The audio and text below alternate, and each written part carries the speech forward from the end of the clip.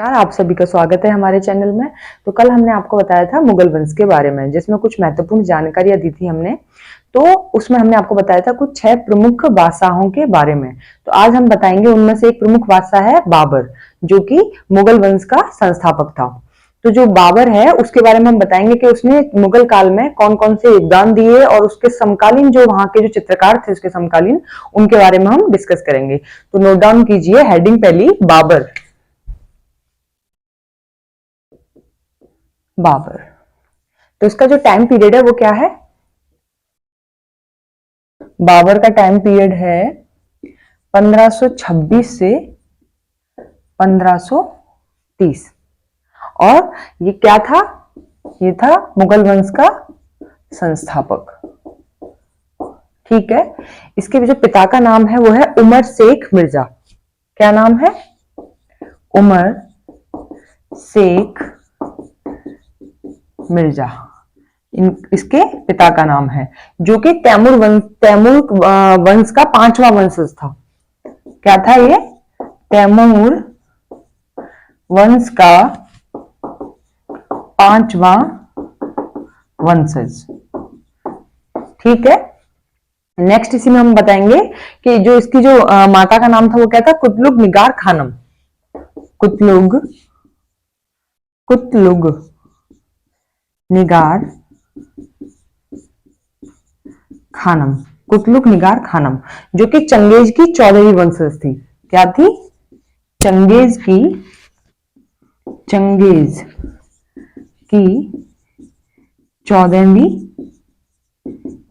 वंशज थी।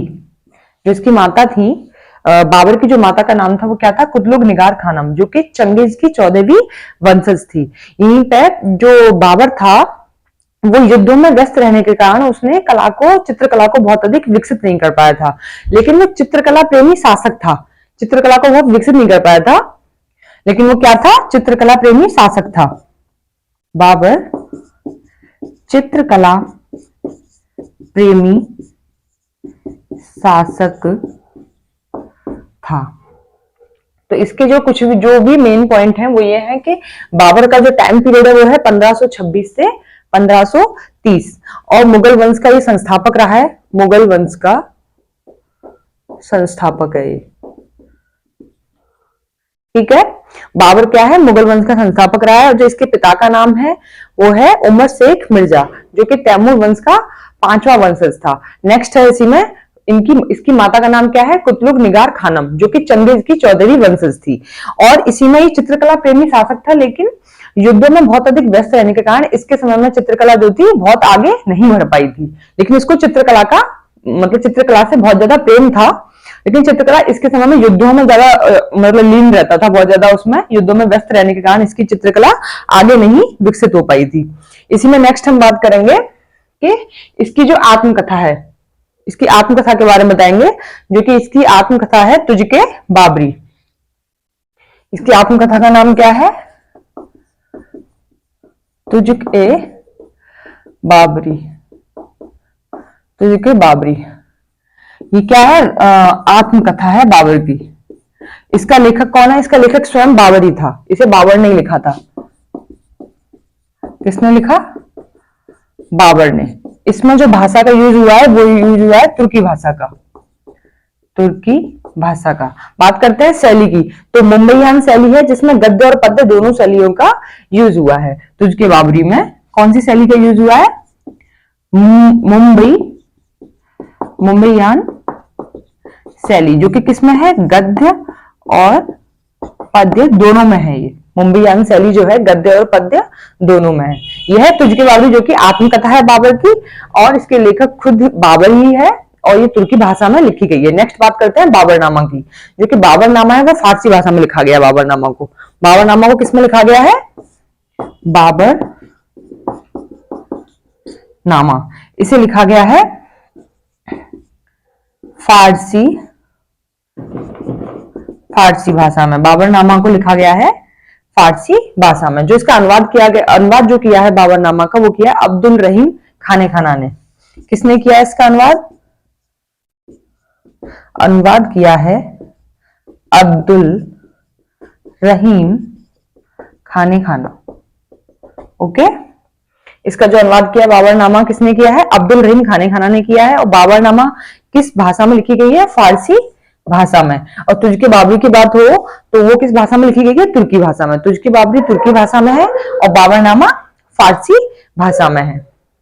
नेक्स्ट इसी में हम बात करते हैं कि इसके समय के जो चित्रकार थे, इसके समकालीन जो चित्रकार थे बाबर के समय के, तो उसमें नाम आता है बेहजाद का, शाह मुजफ्फर का नाम आता है और समरकंद का, जो कि इसके समय के बहुत ही फेमस चित्रकार थे। तो नोट कीजिए बाबर के समय के चित्रकारों को।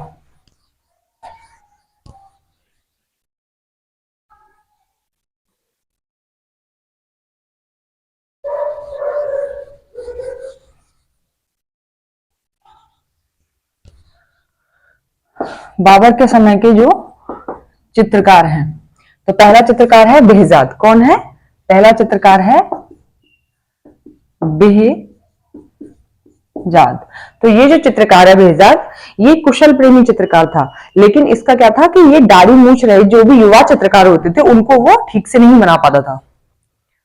ये ऐसा बाबर का कहना है, बाबर ने लिखा है इसके बारे में कि ये कुशल चित्रकार था लेकिन दाढ़ी मूछ रहित युवा चित्रकारों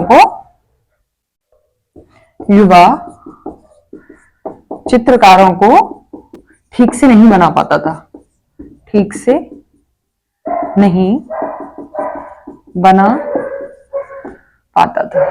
नेक्स्ट इसी में आता है शाह मुजफ्फर। क्या नाम है? सेकंड है शाह मुजफ्फर। तो जो शाह मुजफ्फर है ये भी एक कुशल प्रेमी चित्रकार था और इसकी जो सबसे ज्यादा जो विशेषता थी वो ये थी कि ये चित्रों में बहुत ही सादृश्यता लाता था चित्रों में, लेकिन इसकी अकाल मृत्यु हो गई थी। क्या था इसकी विशेषता? ये थी कि ये चित्रों में सादृश्यता लाता था,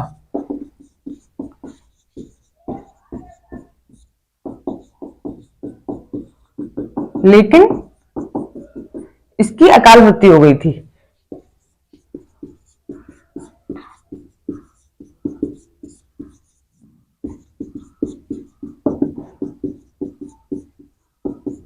इसकी अकाल मृत्यु हो गई थी। नेक्स्ट हम बात करेंगे समरकंद के बारे में। किसके बारे में? समरकंद के बारे में, जो कि मस्जिदों के बारे में इसमें लिखा गया है। इसके बारे में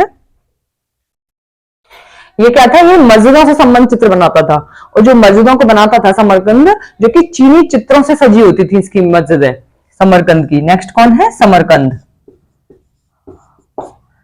तो ये कलाकार क्या था?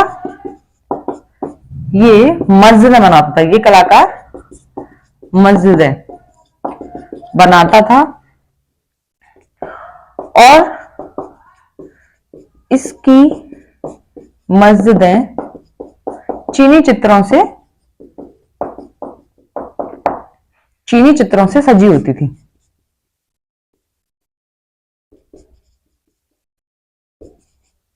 ठीक है, इसे नोट कीजिए। ये जो तीनों ही कलाकार हैं, बेहजाद, शाह मुजफ्फर और समरकंद, तो ये तीनों कलाकार बहुत ही फेमस कलाकार है। तो इनके बारे में पूछा जा सकता है कि समरकंद किस कला में फेमस था, शाह मुजफ्फर किस में फेमस था और ये किस भाषा के समय के फेमस कलाकार हैं।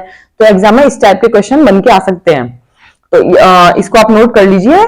सबसे ज्यादा से इसमें पूछ लिया जाता है बेहजाद के बारे में। किसके बारे में? बेहजाद के बारे में, जो कि इंपॉर्टेंट है। इसमें इसके पूछ सकते हैं कि बादशाह जो था, बाबर बादशाह जो था, उसके समय का वो कौन सा कलाकार है जो कि दाढ़ी मूछ रहित चित्रों को बनाने में असमर्थ था। तो वो कौन था? बेहजाद। तो ये हो गए इसके समय के फेमस कलाकार। नेक्स्ट हम बात करते हैं बाबरनामा का सर्वश्रेष्ठ चित्र। बाबरनामा का सर्वश्रेष्ठ चित्र कौन सा था? बाबरनामा का सर्वश्रेष्ठ चित्र था बगीचे में बाबर बैठा हुआ है जो कि दावत उड़ाते हुए।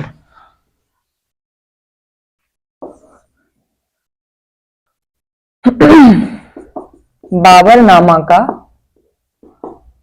सर्वश्रेष्ठ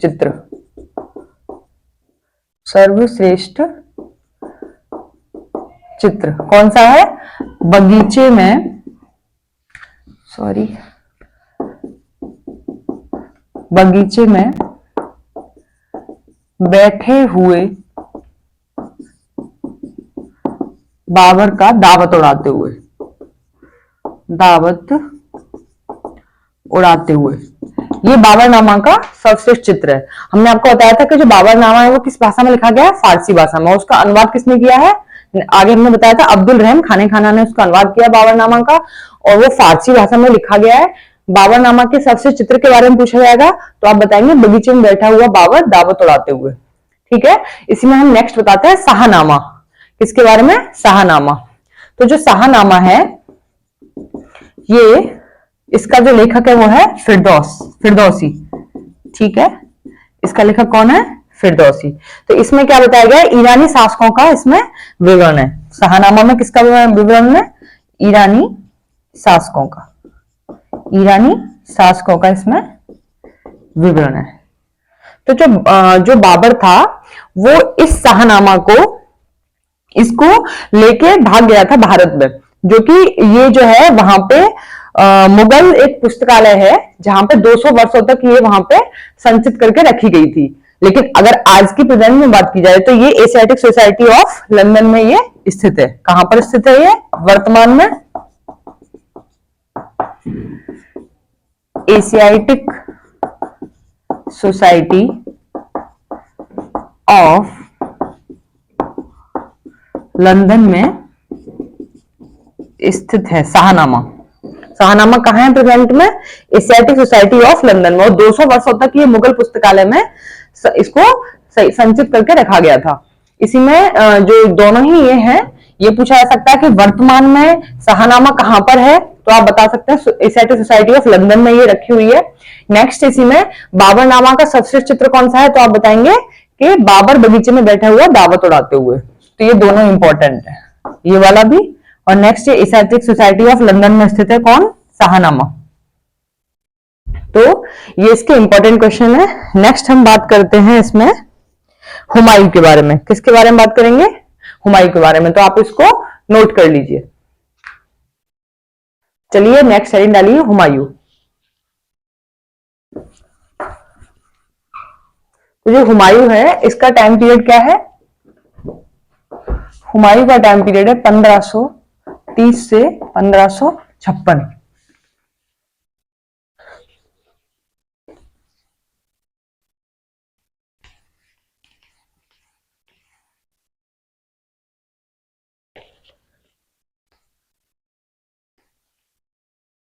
तो जो हुमायूं है इसकी माता का नाम क्या है? इसकी माता का नाम है माहम सुल्ताना।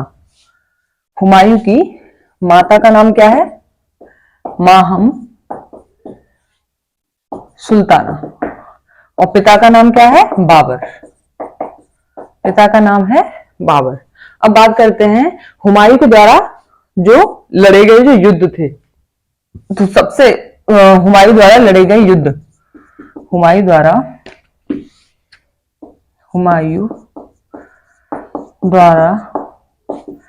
लड़े गए युद्ध।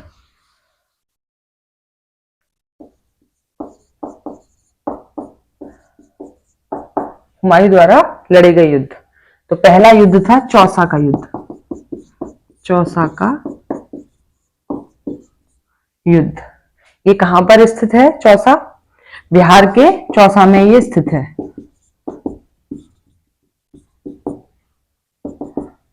ठीक है, जो चौसा का युद्ध हुआ था कहां पर हुआ था? बिहार में, बिहार के चौसा में ही स्थित है। नेक्स्ट इसी में हम बात करते हैं कि ये कब हुआ था? 26 जून 1539 में ये हुआ था। 26 जून 1539 में, 26 जून 1539 में ये युद्ध हुआ था। और ये किस किस के बीच में हुआ था ये युद्ध? ये जो युद्ध हुआ था शेरशाह सूरी और हुमायूं के बीच में। शेरशाह सूरी और ये हुमायूं के बीच में हुआ था। तो इस युद्ध में जिसकी विजय हुई थी वो था शेरशाह। और जो पराजित हुआ था वो कौन था? जो पराजित हुआ था वो था हुमायूं। ठीक है, तो इसमें चौसा के युद्ध में 26 जून 1539 में ये युद्ध हुआ था और इसमें शेरशाह सूरी की विजय हुई थी और हुमायूं इसमें पराजित हुआ था। इसी में हम बात करते हैं कन्नौज के युद्ध की। कन्नौज का जो युद्ध हुआ था ये हुआ था 17 जून 1540 में। ये कब हुआ था? 17 जून या 17 मार्च? ये हुआ था 17 मार्च 1540 में।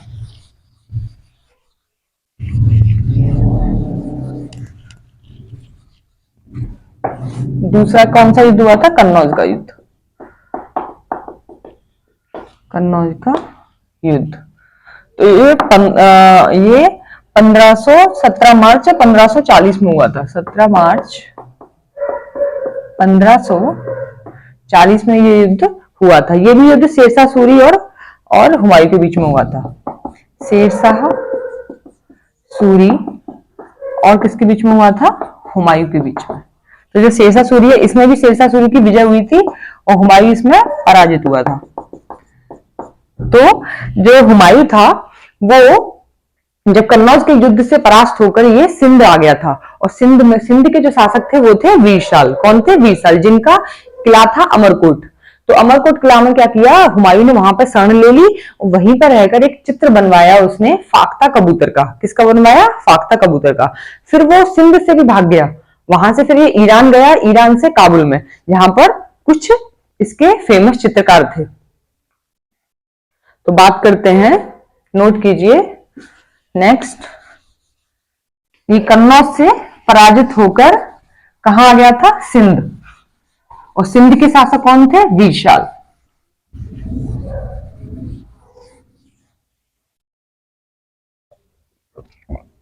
हुमायूं कन्नौज से पराजित होकर सिंध आ गया। सिंध आ गया। सिंध के जो शासक थे वो कौन थे? सिंध के शासक थे वीरशाल। कौन थे सिंध के शासक? सिंध के जो शासक थे वो थे वीरशाल। और जो वीरशाल थे इनका किला का नाम क्या था? वीरशाल के किला का नाम था अमरकोट। अमरकोट किला। यहीं पर हुमायूं ने शरण ले ली। हुमायूं ने शरण ली और उसने यहां पर एक चित्र बनवाया। यहां पर एक चित्र बनवाया। तो वो चित्र कौन सा था? फाख्ता कबूतर का। किसका चित्र था? चित्र था फाख्ता कबूतर का। अब हुमायूं जो यहां से भी भागकर कहां पहुंच गया था? ईरान। ईरान पहुंच गया और फिर काबुल पहुंचा। वहां से फिर काबुल पहुंचा। ठीक है, अब बात करते हैं इसके समय के जो फेमस कलाकार थे। तो जो इसके समय के जो फेमस कलाकार थे वो थे मीर सैयद अली, मीर सैयद अली, अब्दुल समद, मीर सैयद अली। पहला कलाकार मीर सैयद अली, सेकंड अब्दुल समद, अब्दुल समद, अब्दुल समद। नेक्स्ट है मंसूर अली, मंसूर अली। इसी में नेक्स्ट है मुल्ला फख्र। कौन है? इसी में नेक्स्ट जो है वो है मुल्ला फख्र। तो ये हुमायूं के समय के चित्रकार हैं, नोट कीजिए इसे।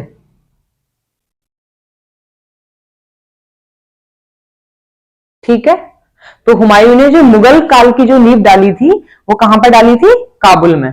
1555 ईस्वी में इसने भारत की विजय की। तो इसमें जो भी इंपॉर्टेंट है वो हमने आपको बताए हैं। इसमें इंपॉर्टेंट कौन कौन से हैं, जैसे कि कन्नौज का युद्ध पूछ लिया जाएगा कि किस किस के बीच में हुआ था। तो कन्नौज का जो युद्ध हुआ था शेरशाह सूरी के बीच में और हुमायूं के बीच में, और इस युद्ध में किसकी विजय हुई, कौन पराजित हुआ, तो इसमें शेरशाह सूरी की विजय हुई और हुमायूं इसमें पराजित हुआ था। नेक्स्ट इसी में एक और युद्ध हुआ था चौसा का युद्ध, जो कि वो भी शेरशाह सूरी के बीच में हुआ था, उसके टाइम का पूछ लेंगे, ये कहां पर है ये पूछ सकते हैं, इसमें ये इम्पोर्टेंट। और इसके चित्रकारों के बारे में पूछ लिया था कि हुमायूं के समय के चित्रकार कौन से थे। तो हुमायूं के समय के जो चित्रकार थे मीर सैयद अली, अब्दुल समद, मंसूर अली और मुल्ला फक्र।